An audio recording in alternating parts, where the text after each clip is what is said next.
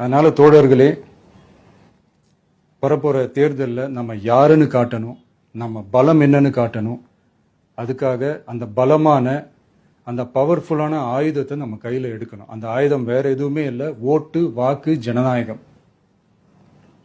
அது இருந்தாதான் நம்ம அந்த வெற்றியை நோக்கியே நம்மளால பயணிக்க முடியும். தமிழ்நாடே அந்த வாக்குச்சாவடி முன்னாடி திரண்டு நிக்கணும்.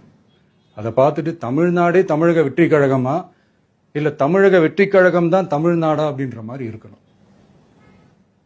வீடுன்னு ஒன்று இருந்தாதான் ஓடு மாற்ற முடியும்னு அறிஞர் அண்ணா அவர்கள் சொல்லியிருக்கிறாங்க. அந்த மாதிரி ஓட்டுன்னு ஒன்று இருந்தாதான் இந்த நாட்டையே காப்பாற்ற முடியும்.